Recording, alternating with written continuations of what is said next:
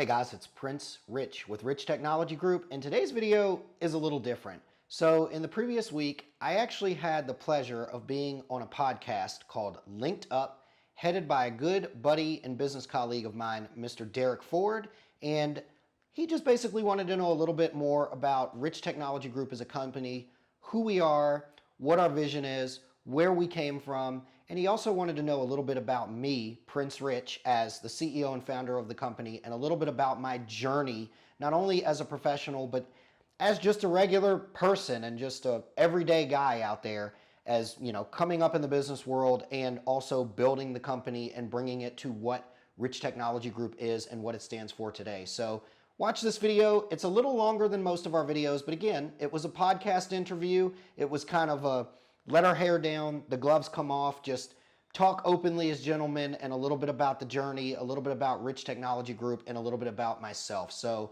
watch this video, and I hope you enjoy. I apologize about the time. If you guys could know the whole backstory behind it, but that's not that's not what we're going to talk about today. Linked up on LinkedIn. This is an opportunity where I, Derek Ford, get to speak with people that I have linked up with on LinkedIn who I think are pretty cool. Today's guest is someone who I have wanted to have on the show since I started it. Let me give you a little background first. Recently started working with Zoom in the UCaaS industry and the Voip industry. And I'm the type of person who likes to go online and find things and learn. I found this brother's channel. It's called RTG, Rich Technology Group. And I started watching his videos. And first thing that blew me out the water was one, this is an African American brother who's in industry who I don't really see too much of ourselves in. Number two, his videos are clean, crisp, clear, and they're explained very well, almost as if I was a third grader. It's how easily he could explain things to me.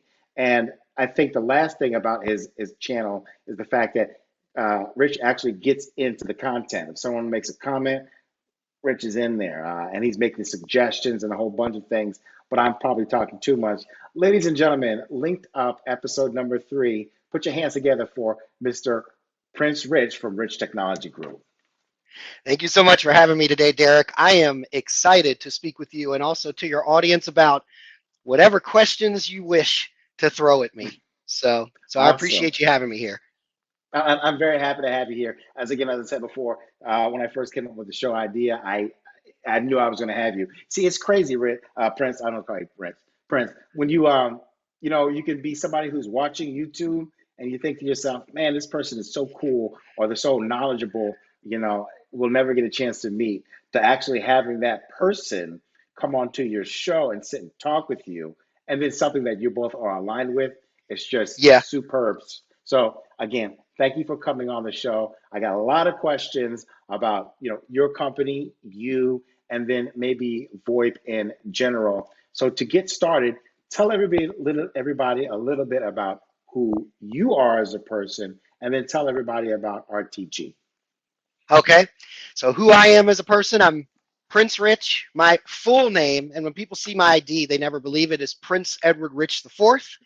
Oh, I've been doing this, and I do have a son who is actually the fifth.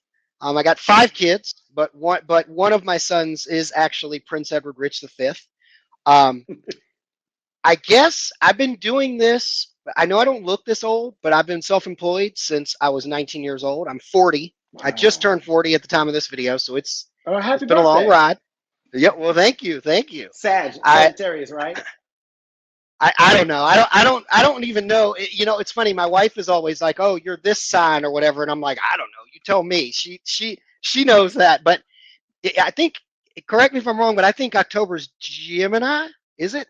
No, maybe. Oh yeah, you're way off. So yeah. So October, probably going to be a Scorpio, Okay, or gotcha, maybe gotcha. a Libra. Yeah, but you're like Gemini. I'm like, that's March. That goes to show you my ignorance Right. on the signs and the horoscopes. I couldn't But what tell you're you. not, but what you're not ignorant or don't have ignorance on is UCAS and VoIP. So again, tell me a little bit about yourself, and then how you got started. So again, I've been doing this for about 22 years. Rich Technology Group is getting ready to come up on its 15th year. So when I originally got started in entrepreneurship and business in general, my original background was computer repair, network consulting, and I did dabble a little bit into telephone systems and things like that. Now, I was doing telephone systems way back before voice over IP was even a thing. Like, as a matter of fact, I was installing Asterisk and other PBX type systems back when VoIP wasn't even like fully cloud based. It was still like in the Wow. hybrid form, and still a lot of businesses didn't trust it because it was something nobody knew about. And it, you heard the stories about how stable or unstable it was. So that's how far back I go into it. I mean, I go as far back as I was installing and maintaining old Meridian PBXs back in Walmart, to give you an idea of just how far back. Like, for those of you who are watching this that remember Meridian, I mean, nobody calls me looking for Meridian systems now. They're calling up saying, Prince, I have a 25-year-old Meridian system and I saw your channel. Can you help me out? So that's the short version of how I got into this. I originally started off in computer repair, computer consulting, networking, a little bit of telephony, and then it went on into more of a polished sales, business administration, marketing role, and specialty in business phone systems and things like that. It sounded like you were about to ask me a question. Yeah. So you're an entrepreneur, correct? Yes. Entrepreneur. So this is 100% what you've done since you were 19 years old, correct? 19 years old. It's all I know. We have a joke around the office when 2020 came and COVID and all that became a thing, and everybody was working from home, and big companies such as where you work, like Zoom, were sending folks home. Everybody kept saying that working from home was the new norm, was the new thing. And my wife and I used to joke, because my wife is self-employed as well. She's been self-employed longer than me, since she was 18. People used to say, oh, this working from home, this is the new thing, this is the wave of the future. And we used to laugh and say, oh, please, folks, we've been working from home for 20, 22 years. Like, I've always worked from home. So for me, it's just, everybody else is calling it the new norm. I'm like, it's just another day in the neighborhood. Tell me about So, Rich Technology Group. so Rich Technology Group, what we used to do when I first started the company, Mhm. about 15 years ago, because we're 14 years old at the time of this video, but we'll be 15 years old in this upcoming October of 2022. But what Rich Technology Group first did was just regular computer repair for homes and businesses. And it was Mhm. just me at the time, just driving back and forth, fixing people's computers, this and that. I was good at it. And as time progressed, people started asking for more. Hey, Prince, why can't you help me with my computer and network consulting at my business? And then we merged into starting doing more for businesses. And then it became almost predominantly businesses with a little bit of residential consulting. We started getting more into telephony. And then, of course, fast forward to, I want to say, the last 3 to 6 years, Mhm. computers started becoming more of a commodity. They started breaking less and started becoming cheaper to replace. And then Mhm. you had the rise of Apple and things like that, which you buy those and they just last forever. And Right. so we started shifting more into telecommunications. So now at the time of this video, we're pretty much all just telecommunications consulting and internet consulting. To sum it up and conclude this question of what Rich Technology Group is, it's Mhm. pretty simple. We're basically a free agent broker for businesses all across the United States, and we dabble a little bit in international businesses that are looking for business phone or internet service. What that means in layman's terms is we offer a service that is 100% free consulting service, where a business can come to me and my team, because we do have a team here. I got a team of, there's 5 of us here. They come to my team, and we will hear them out on what they need in regards to business phone or internet service. What's your budget? What are you looking for? What features do you need? What do you not like about your current service? What does your business look like 3 to 6 years or 10 years from now, so that you've got the features that you need as you grow and you don't have to uproot your internet or phone service later? We hear all that out, and then we recommend to them what service providers on the business phone or UCAS or internet side make the most sense for them. We match them up with the provider that makes the most sense based on their schematic. They get the service they need, and we get paid directly from the provider on the back end. So it's a totally free service for them. That's how we work. Oh, That's in a okay. nutshell So what we offer.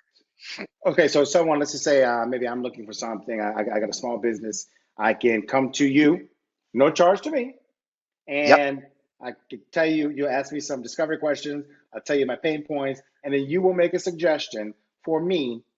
Let's say whether it be Zoom, Vonage, or another provider, and it's no charge to me, but you make your return from that actual company, correct? Yes, as long as Uh-huh. they come to us and we refer the business and they don't go direct, like to a Zoom phone or to a Vonage or a Nextiva or a Comcast. What Think happens of if they do? What happens if they do though? Well, let's just say, hey, Rich, love what you had to say. I went ahead and called up Derek at Zoom, you know, and we're good. So then you don't get any we don't get sort anything, of, but okay, it's a lose-lose for both sides. And I'm glad you okay. asked that. Let's talk about that because that is, while I love what I do here, we love our business Hmm. model. It's very unique. What you just described is like the bane of our existence, as I always like to call it, with my marketing team and with my internal staff and my co-host is if somebody goes direct, I always say openly in our videos, and even when I talk to a client directly, it's a lose-lose for both parties. Mm. I lose, obviously, because then we don't get the referral credit because they take our advice and then they run straight to Zoom Phone or they run straight to Vonage or they run straight to Ringcentral or TalkDesk or Five9 or whoever it may be. Um, we lose because we don't get any compensation for the expertise, for the recommendation. They lose because they cannot get our pricing. To put it into better perspective, I would say in a given year, we probably sell somewhere within the realm of, I want to say, about 300 to 350, upwards of 400 separate contracts for services, whether it be phone services or internet services, a year across multiple providers for the people that find us through YouTube or call us on the phone or whatever that may be. That being said, to the my what I would say to the person who is thinking, well, I'm just going to watch this guy's videos and go shop direct. You Yeah. can't get the prices that we can get because you Oh. don't have the buying power that we have. Um, to put it in the even better perspective for anybody who's watching, typically the discounts that somebody would get going through us versus going direct, and obviously it depends on the provider, it depends on the size of your business, and we work with all size businesses. I work with people with one user and I work with people with hundreds of users on a weekly Hmm. basis. That discount could be like 30 to 50% less per month on the phone bill than what Wait, say that somebody's going again. to get going direct. Say 30 that to again. 50%. Oh my. Oh my. That's So more than I I can mean, get them. I always tell people, don't get me wrong, it's a free country, it's a free world. People can go shop direct if they want to, Right. but why would you, especially if you found value in our videos and stuff, if you know that you can get a better discount through us and you know that we're going to handle stuff like the quote gathering, the price negotiation with the provider on your behalf, the coordinating an engineer to do a demo for you to show you this platform or that platform or how this mobile app works and all that. We do all that behind the scenes. So essentially that's what we are, as a consulting service. Think of it as a realtor, you don't pay the realtor directly their commission, Right. even though they Right. go and look for the different houses, which one has the amount of bedrooms that you're looking for, which one has the location next to the supermarkets or next to the interstate, passways and all that you're looking for. They do all of that hard work for you, looking for all the feature and functionality you need within your budget, but you don't pay them directly. They get paid Right. from the broker at their firm or get paid from the Keller Williams or the EXP or whatever it is. That's essentially how we work. So, Awesome. Now, again, from the start of the video, I mentioned your YouTube channel, which really, really, again, not just because you're an African American brother, I think this is a personal thing that drew me yeah. to you. But again, clean, quality, precise to the point. There's no 20-minute intro of you talking before you get straight to the meat. How did you get started moving into the YouTube video industry with your company? So that's an interesting story, and I'm glad you asked. So even though, as I mentioned, the company's been around for a while, we've only been doing the YouTube channel like aggressively or doing it constructively for a couple of years. So about 2 years. Oh, 2 years. 2 years. Company's been Oh, in business wow. for close to 15 years, but we've only been doing the YouTube constructively for about 2 years. And how we came about that was I felt like at one point in the business, we were just all over the place with our social media. And to make a long story short on the social media part of it, Mhm. I did not feel like I was getting the results that I wanted out of my social media efforts. I wasn't getting the leads Mm. or the interest or the audience or the popularity or the trust from Facebook. I wasn't getting it from Twitter. I wasn't getting what I wanted from LinkedIn. It's just we weren't seeing good results. It was a little bit of this, a little bit of that, just kind of all over the place. And so I did what they always say in sales. When you're having a hard time or you can't hit your numbers or you feel like you're not having forward progression, what do? You get back to basics. So that's exactly what I Mm. did. I pulled a bunch of data within the company. I looked at the numbers and I asked myself, I had to constructively, objectively ask myself, when we got the perfect customer, meaning a customer that didn't complain about the price, customer Mhm. that wasn't a handful to deal with. We all know what it's Mhm. like to get those customers that you can't please, the ones that no matter what Yeah. you give them the farm, you give them everything for free, they cannot be pleased.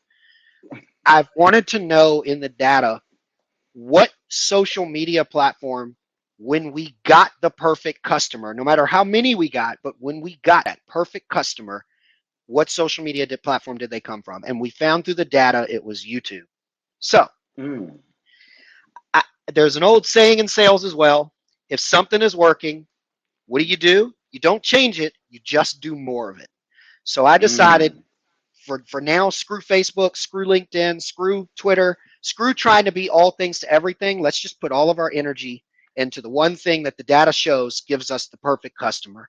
Um, Funny story, at the time, I was renting a house. This was before now. I was renting a Like house, 2 years went ago, right? 2 years So ago. 2 years This is ago. almost Okay. exactly Okay. 2 years ago. I was renting a house Renting a and I house. Okay. went to my landlord and said, hey, I need you to build a fourth bedroom. And it was so funny because I told him, I said, I don't care how much you raise the rent. You can raise it $250 a month, $300 a month, $350. I don't care. Just get it done. It's for my business. And it was so funny because when he was doing the plans and the design and he was constructing it, he was like, well, how do you want this for your kid's bedroom? And how did that? And I had to keep telling him over and over, Edgar, this is not a bedroom. This is for YouTube. And he kept saying, what do you mean it's for YouTube? What does that even mean? Like, why do you want me to build a room for YouTube? And I was like, don't worry about it. Just get this room built and charge me whatever you need to charge extra a month in rent to get it done. And so I turned that room into a dedicated little small studio. It was tough. It was packed. I had stuff hanging out of every nook and cranny, but that's what it was. Um, After that, within less than 2 years, I not only was able to build a new house, but I was able to build a dedicated studio on a second lot as well. So that's essentially kind of how all that went down. So you're saying you have, wait, okay. So you were renting a house, you had the Yep. owner build a room. Now Hmm. within 2 years, you bought a house and you have a whole another house next door. Yeah. So so within a 2 year span, channel took off in a way to where I built a brand new home, which is in front of me on the other lot, and then I bought a second lot and built a separate second smaller house, and it's just a YouTube studio.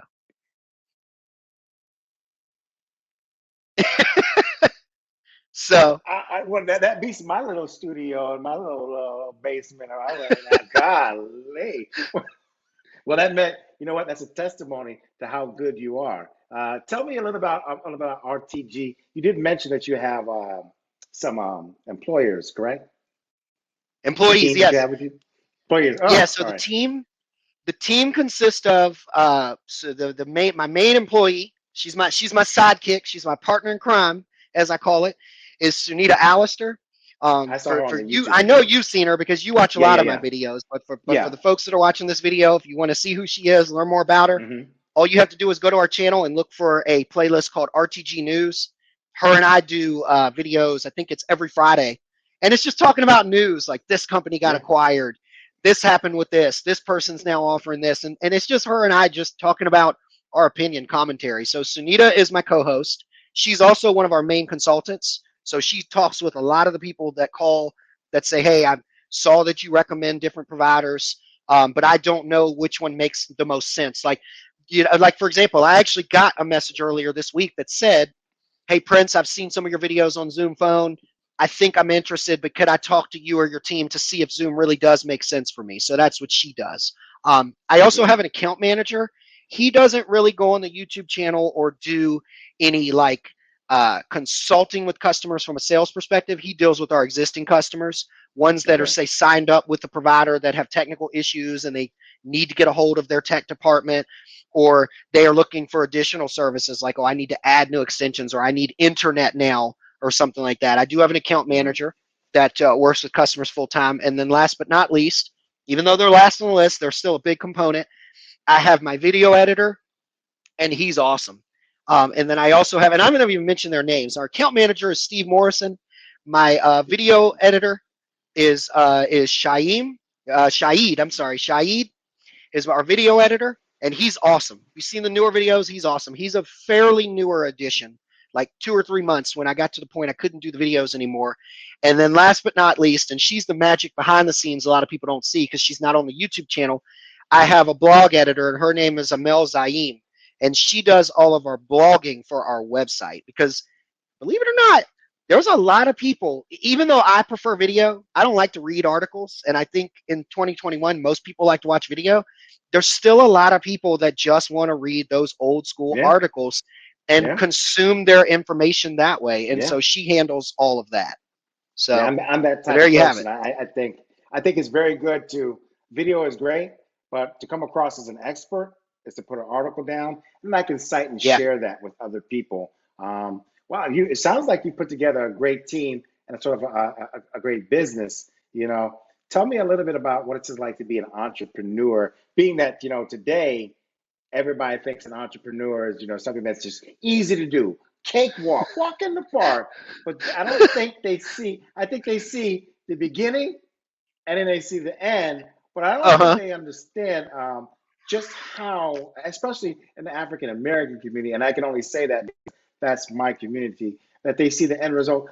Kind of explain, what goes into being an entrepreneur. Because when I was a kid, an entrepreneur was not something you bragged about. It was somebody who owned a Subway or a little restaurant. And those kind of families were usually from other countries. We didn't really see entrepreneurship as a big thing. Mm-hmm. With today's society, someone's probably gonna look at, Prince Rich and be like, guy's a superstar, never had any struggles all his life. Kind of tell everybody It's what so it's like to true. be an tell everybody what it's like to be an entrepreneur, and then how some things you do behind the scenes that maybe they don't see. So I want to tackle your first comment because it's so spot on about what you said about people's perception or people's view of entrepreneurship in today's society versus when you and I were coming up, when we were Yeah. youngsters in the game, like coming up, trying to build a name for ourselves in the professional world and whatnot, or trying to hustle, as we put it. Back then, you're exactly right. Entrepreneurship was looked at something that, while attainable, it was almost worn as a badge of honor because you knew the person went through some struggles. You knew they Yeah. went, we joke and say, you knew they went and had to eat a lot of ramen noodles and sit in the house with no electricity or no heat to get by. That's how it was. I mean, I'll never forget when I first went to my mother, because I've been self-employed since I was 19 years old. When I first went to my mother and told her that I thought I wanted to start my own business, her exact words to me was, oh no, Prince, you need to go out here and get a stable job with your Capital Ones and the UPSs and whatnot of the world, and get a pension and a steady paycheck that you can depend on. That was the way it was looked at back in the day, was a struggle. Like, not only were you going to struggle and possibly fail, but it was going to be hard. Now you fast forward to now in the new generation, and I see it now because I have kids. I got 5 kids. Even though 2 of my kids are real young, I got 2 that are pretty much grown, that are 18 and 19, that are out here working and all that and trying to make a name for themselves. And it's different nowadays. It's exactly what you said. I feel like, and especially in the Black community, while I do think that this is with all cultures, I Right. think that social media, I think that music videos, movies, and social influencers have glamorized entrepreneurship and made people only really be fixated on, as you put it, the end result, the fast cars, the big house, the private jets, the trips and the lavish vacations, the hot girlfriend or the hot boyfriend on your arm, and you got all this money. They've made people focus so much on the end result between A and Z that they don't think about the E, D, and F, or the U, X, and Y on the journey. Man, I could tell you some stories, man. I could tell you stories about how my wife and I coming up when we first started out, because my wife is self-employed too. She's been self-employed since she was 18. Oh, wow. And we both have, I guess you could say, have made it. I mean, we're still on the journey, but we consider ourselves successful entrepreneurs. Like a power couple, right? But we're like a power couple, for real. I have a cousin that says we're I have a cousin that says that my wife and I are her favorite power couple, is what she says. Wow. And I think a lot of people don't understand what the struggle is in between there. Our culture, like pop culture, has removed that, especially in Black society. I hear it. People think, oh, I'm going to be an entrepreneur and be rich. No, you're not. Two funny stories I'll tell you real quick. Two real funny ones to put it into realistic perspective. My wife had a business partner a long time ago. We're talking over a decade ago. We're talking probably 12 years or so ago. My wife had a business partner, and I'll never forget when my wife and her started this business and broke the bottle of wine on the building and all that. I'll never forget when we were sitting in the lobby and we were drinking champagne. My wife's business partner looked at us both and said, I can't wait. We're going to be rich. And I was thinking, oh, no. I was thinking, like, see, you just, no, like she done already, she's already gone into this with the wrong mindset of what entrepreneurship really is. And of course, later on, my wife had to ditch her. Like, it was a forceful getting rid of her because she had a partner that didn't want to do anything. She just wanted to sit around and have everything done and suck up resources. She didn't want to put in the work, is the best way to put it. To give you a better analogy, before I conclude this question, here now, where I live and with the studio in my new house, I have a guy who's a good friend of mine. His name is Albert. He's like a handyman around my house for when I need certain things done. And he knows all about me. He knows I'm a YouTuber. He knows I've had a business for a long time. He knows some of the successes of my wife and I. And he just asked me, he said, I take my son with me to work a lot to not only, give him work ethic, help him get his hands dirty, but so he can meet different customers of mine and hear some of their stories. He said, my son is always saying all the time, I want to be a YouTuber. I want to be a YouTuber, because he said he sees that the YouTubers, he sees the younger YouTubers that are making millions or have millions of subscribers and got money in the fast cars. And he's like, Daddy, I want to be a YouTuber. He's like, when I told him that I had a client, Mr. Prince, that's a real YouTuber, he like lost his mind. And he was like, I want to meet this guy. I want to go see it. And he said, would you mind meeting him and just telling him a little bit of your story and show him the studio and give him a tour? And I was like, I would love that. Man, Derek, I brought him here one day. I showed him the studio. First, he saw the house. He saw the house, and he saw the bar and the lounge and the arcades and the jacuzzi and the foosball table. He saw all that, and he thought, oh, man, I'm going to be a YouTuber. And then I brought him to the studio, and I gave him a tour of the studio, and then I explained to him, okay, I have 4 employees. This is how many hours I work a day, a week, a night. This is what I have to do for every single video. Like, he sees the videos, but I explain to him what components goes into every video and to get it to where it is. And he just, like, his eyes glazed over. But what was so funny was I had my friend Albert here another day hanging up some stuff in my bar in the house, in the lounge. And he was like, oh, Prince, I meant to tell you, my son, after he came back like the next week and I asked him about you, he said, Daddy, I don't want to be a YouTuber no more. after he saw the work that goes into it, And I think, while I thought that was funny, I think that's a true testament to exactly what you said of what people's perceptions are versus reality of not only entrepreneurship, but being a social media influencer and all that. It's a lot of work. It's a lot of work, and a lot of people, they ain't got the skin for it. I mean, my wife and I, like I said, like I could tell you times, man, when my wife and I were coming up, where we went 2 to 3 months without heat and electricity in our house with kids in the house as young entrepreneurs. That was the struggle. That was the struggle. Was no heat and electricity with children in the house in the winter Wow. in Virginia. And I mean, I don't know if you know what Virginia winter's like. I mean, it's snow. It's Yeah. snow on the ground. Yeah, I went to high school in Maryland. So yeah. Yeah. So Virginia is a tad bit cold, I do believe. But wow, so there were times when, you really had to sacrifice a lot. And Oh I yeah. think it's very interesting that you mentioned that with children in the house too, because that's an even bigger testament, to that. Let Hmm. me ask you this.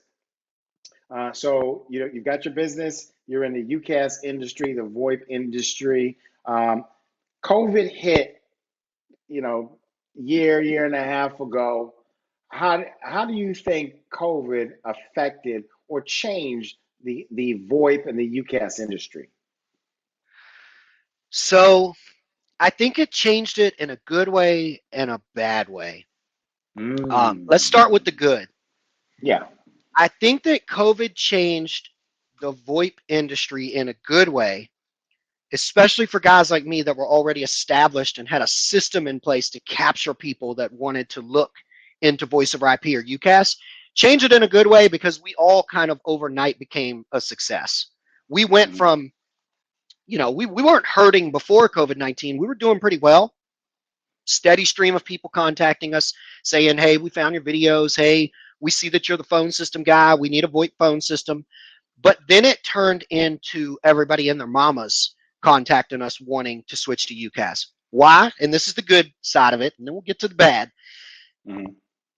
It's because my model, even though my background is in sales, I mean, I can sell my tail off. But Mhm. despite the fact that I've got a lot of sales experience and training under my belt, I don't like to sell. Okay. I've always been a big believer in needs and value based sales. It's the easiest sale when you just offer or put something in front of somebody that they need. Right. Before COVID, pre COVID-19, there were a lot of customers that we come across. Well, Prince, yeah, I know we're on an older PBX or we're on an older hybrid system, but some of those features like mobile app, desktop app, the ability to be able to work away from home or work on the go and not be in the office and look like you're still calling from the same company and transfer calls even though you're not at the office. While that sounds nice, Prince, we don't really need that.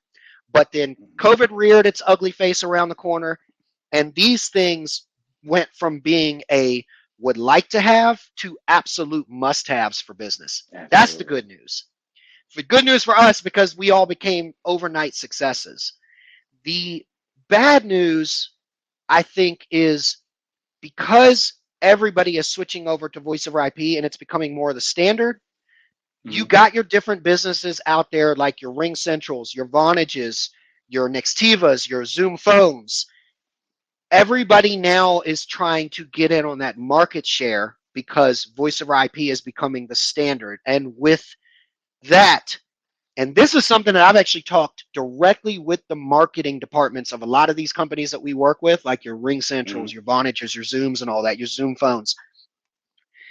We're starting to see the danger behind it. Voice over IP is becoming a commodity. Is essentially what I'm Mm. saying. Is whereas Mm. it used to be, it would cost $24 or $30 a month per user per extension Right. with UCAS with voice over IP. Now a lot of your other providers, just to get in on the market and hog that market share, they're dropping their prices down to $9 or something like that, or something silly like that, just to maintain market share. But it is making it become a commodity, which is a bad thing in the long run. To put it in a perfect example, a perfect context, and this is the best analogy that I've got. Sure. Apple is I think valued at over, they're doing over what, like $1 trillion a year or something like that, or they're valued at $1 Absolutely. Yeah. trillion company. I forget what it is. But you notice Apple doesn't do sales. They don't do Black Mhm. Friday sales. They don't do Mhm. Christmas sales. They don't Mhm. care who you are. Unless you're a college student, a veteran, or a senior citizen, you don't get an Apple discount. But you notice they're still valued and just crushing Dell, Lenovo, HP, all those other guys. Why?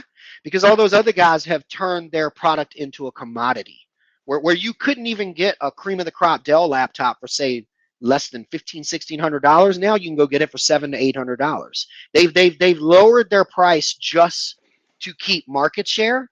But Apple is in a whole nother ballgame where they refuse to lower their price so much that they become a commodity. And so that's I just hope that the big dogs in Voip understand that they have to maintain a standard in pricing, and they can still get their market share, but not go down so low that people can't make any money off of it, including them, unless they sell a ton of it. So it becoming a commodity, and they're actually driving the price down and the value of it down to, I can't say our Zoom's price, but I've seen prices going as low as like $5, $7, $8, even maybe $8 for per user. And you don't mean I'm at like, Zoom. wow. I know Zoom Phone. No, They no, don't no, be not doing Zoom, that. yeah. No, not at Zoom. But I peeped another big dog in the game, who's a big dog, who's trying to eyeball Zoom at the to flush him out. I think I saw that the other day. While we're on that subject, tell everybody a little bit about some companies that participated in VoIP, some of the big dogs that are in VoIP, or even in UCAS, so that they're aware of who they are. So some of the most common ones, I would say that the top three I'd say the top five actually. The top five that us at Rich Technology Group work with the most, that we see the vast majority of viewers on our channel like or ask us to do videos about, or just the Google algorithm shows that they are of the highest interest providers. It's definitely Zoom Phone, and that's something we'll talk about later because Zoom Phone is definitely on the rise. Zoom Phone, Vonage, Ringcentral, Dialpad, and Nextiva. Those are the top five that we work with. We work with dozens of them, but the top five is definitely Nextiva, Vonage, Ringcentral, Zoom Phone, Dialpad. Awesome. So on the UCAS side. On the UCAS, I know you've seen this because every Friday you and your partner give a sort of updated, on the world of UCAS, which something I love. I love paying attention to. We've seen a lot of acquisitions, mergers, companies buying other companies. I think recently you mentioned Ringcentral purchased. Who did they purchase? Ringcentral recently purchased Mitel. Yep, and we actually covered that. Sunita and I covered that last week in last Friday's RTG News episode.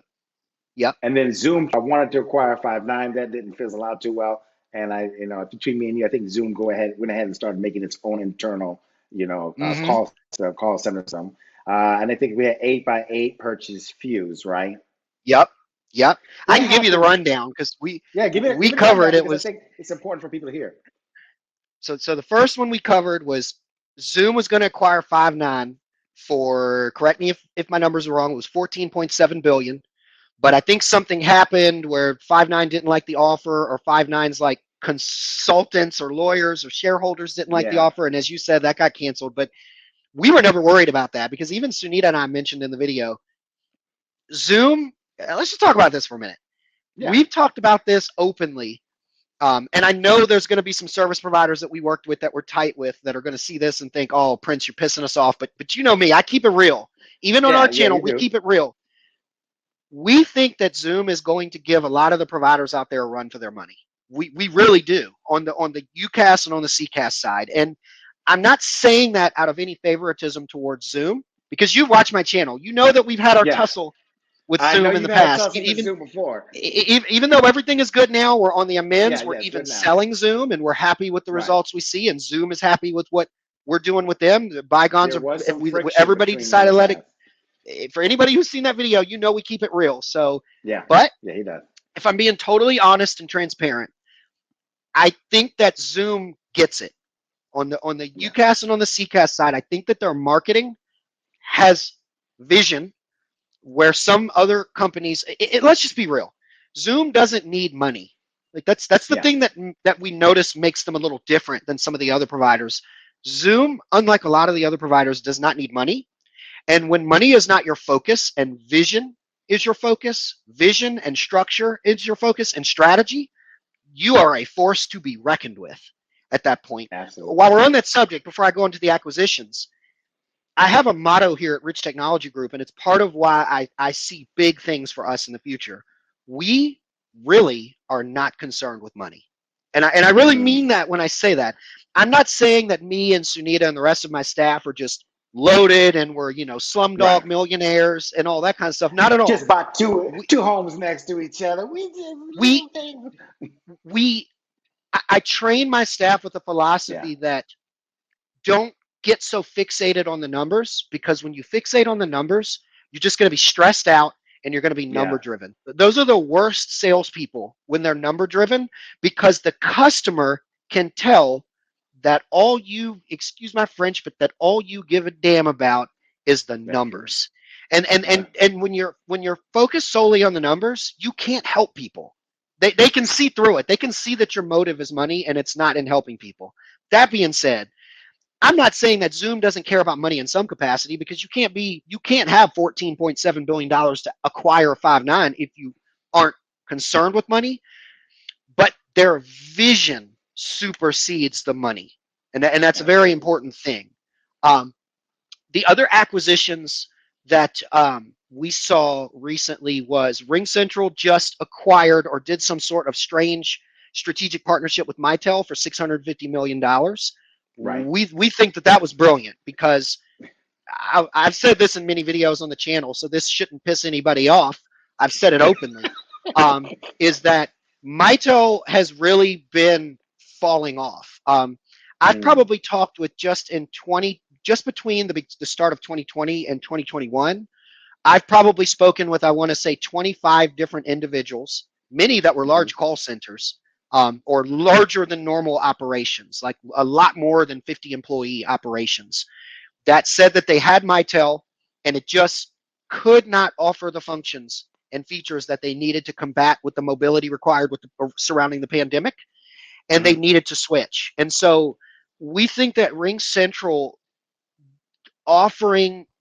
giving Mitel a way to offer their customers something that's up to date in the 21st century was a smart move on Mitel's part, because I can only imagine that they've been hemorrhaging. I don't want to say losing market share. I could only imagine that they've been hemorrhaging market share.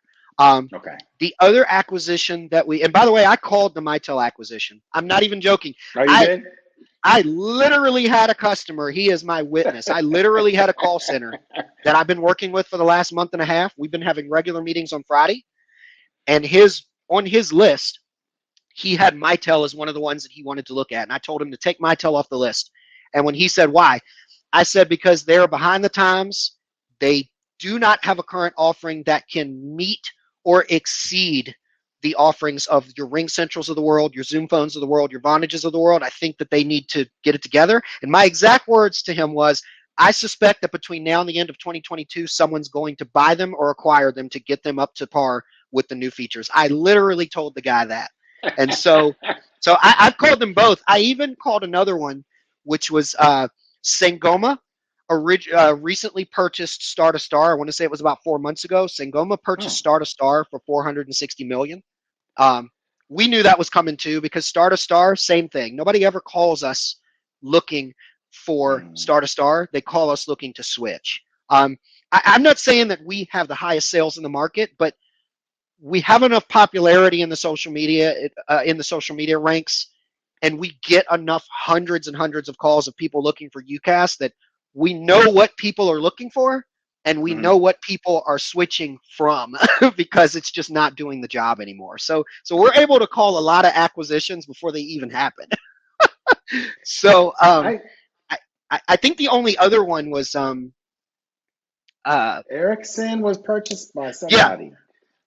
Ericsson, they haven't purchased them yet, but I think the agreement is done, and it's supposed to happen in first quarter of 2022. But Ericsson is purchasing Vonage for $6.2 billion, I think it is. It's either $6 billion or $7.2 billion. But Sunita and I, my co-host Sunita and I covered that as well in a video as well. So let me ask you this. Okay, you got your top five. What you got? Zoom. You've got the other companies you named. Which do I don't want to shoot anybody in the foot here, but which does RTG suggest is the most popular or the award-winning platform out there? The number one, in your opinion? So I won't spill any beans because our Voip Awards is coming up in 2022 in February. For those of you No, who are what? watching who don't Yeah. know, What's the the Voip Voip Awards? Awards. Voip Awards, and I actually have the trophy here.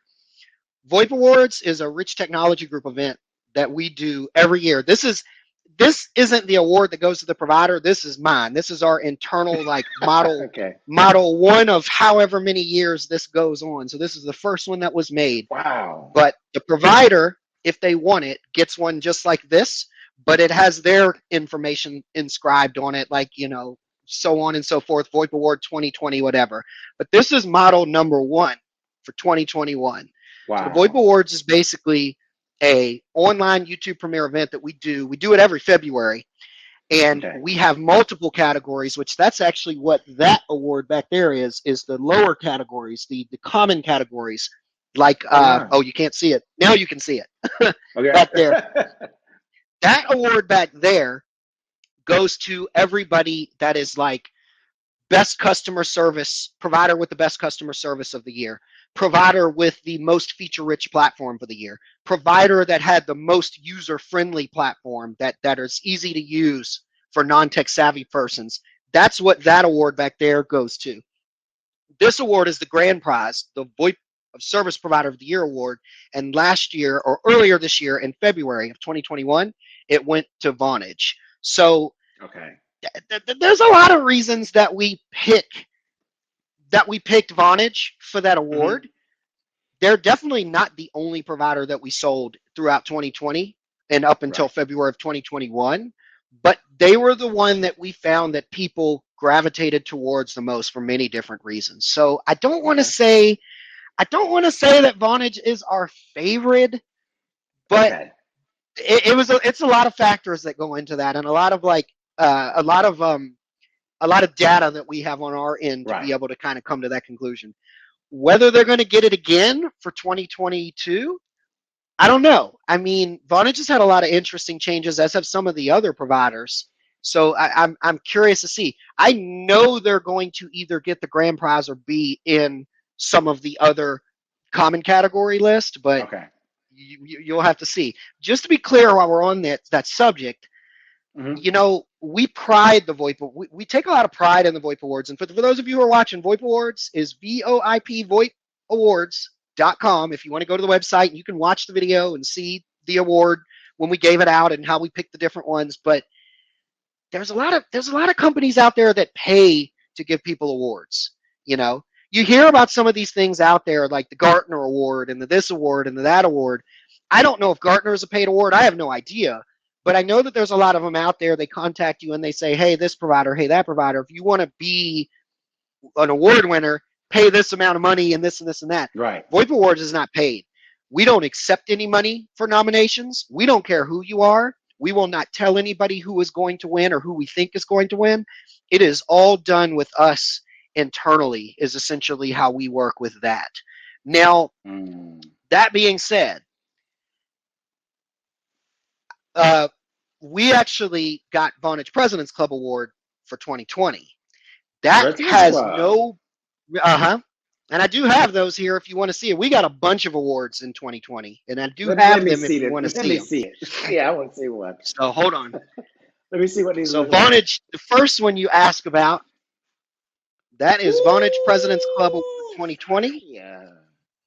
And we received that earlier this year for performance from 2020. And then I've also got over here Chorus Communications Partner of the Year 2020 that we received. Wow. We received that earlier this year. And then last but not least, and I don't have that award next to me, we also got Telaris President's Club 2020 as well. But the reason I bring that up, Congratulations. well, thank you. The reason I bring that up is to be clear and transparent. Vonage giving us the President's Club Award for 2020 Or even if they decide to give it to us again for this year's performance in 2021, that has absolutely no bearing on whether they will win VoIP Service Provider of the Year Grand Award from our ceremony at the Voip Awards. It really doesn't. And we try to keep it honest because those awards are not about the providers like a Vonage or a Zoom Phone or a Ringcentral. Those awards are about the viewers, our customers, our YouTube channel viewers, so that they have a way to know that there is a reliable source out there that's not being paid off to really tell them, based on our expertise in the industry, based on the fact that we've worked with well over 1,000 people to contract them for their VoIP and internet services, these are the ones that my team and I think are the best in these categories and why. So the ceremony is not for the providers. It's not for Vonage or for Zoom Phone or for Ringcentral or Nextiva or Five9. It's for the viewers so that they have a place where they can really go and find out who's the best and who's not. So. Wow. Well, congratulations to you. And that's right. The VoIP Awards, and you're saying where I'm coming from is this is for customers they appreciate the most. You're not, swayed in any other way to do it. And you definitely have the credibility to pull off at such an award show. It's not like this is your part-time job. You live, die, and eat, in that award. But you do all of that for why are there not more people, making UCAS YouTube channels? And why not? Well, to be clear, if I'm speaking openly and honestly, I am ecstatic that there isn't 100 other YouTubers in the UCAS space. And I mean, we're #1 ranked on YouTube in the UCAS and phone system space. So I am ecstatic that nobody else is in the fray. But I'm sure somebody will come along eventually, and we may even be able to collaborate. It's hard to say, but I think it's a two-part thing. It's a lot of work. So I think that's why there's not a lot of people on there, because it's all about consistency. And it's a lot of ice skating uphill and having to deal with Google's algorithm, which favors no one except the hardworking and the consistent. But, I like the idea of the channel, our channel in the Voip Awards, because I always felt like, I had a customer say something to me once way back when, and they said, Prince, I really, really appreciate your YouTube channel in these videos. And he said, the reason why, and he's not the first person that has said this, I've heard this from probably over a dozen people. He said that I go on Google, and not only is there a bajillion different options, there's Zoom Phone, there's Ringcentral, there's Nextiva, there's Vonage, and then there's a whole bunch of ones that you don't even talk about on your channel. He said, in going to their website or in talking with them on the phone or in a virtual meeting, they're always saying, we're the best, we're the best, we're the best. He said, but that can't be true. They can't all be the best if there's all this competition.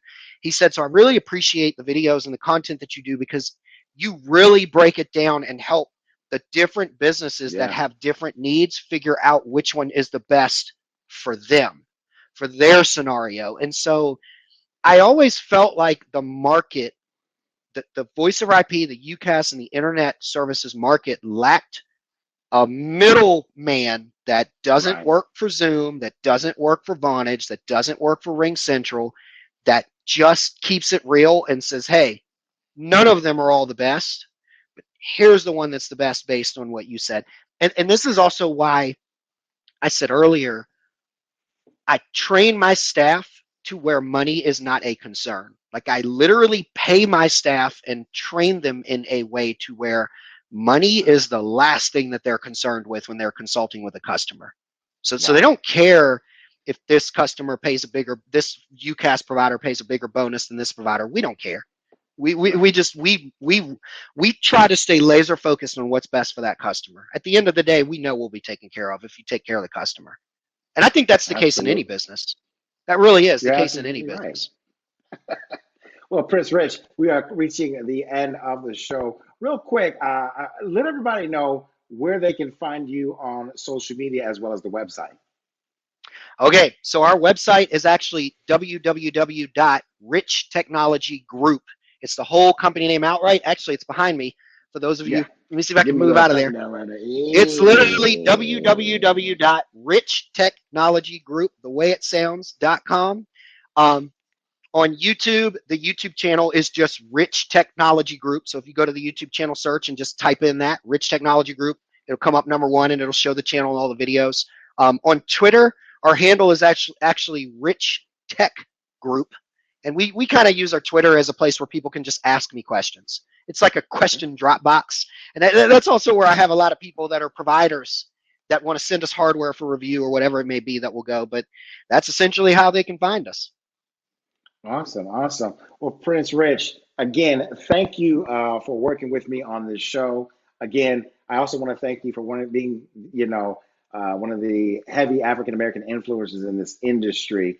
Thank you for creating videos that are clean, clear, and that are understandable by everybody. You've probably helped.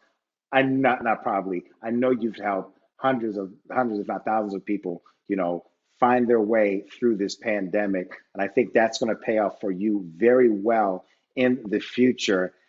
Again, thank you for coming on the show. I can't thank you enough. So with that being said, I'm going to let you get back to this business because I know you're a busy man. Yeah. And I want everybody to check on this live stream linked up on LinkedIn. And I'll see you guys next week.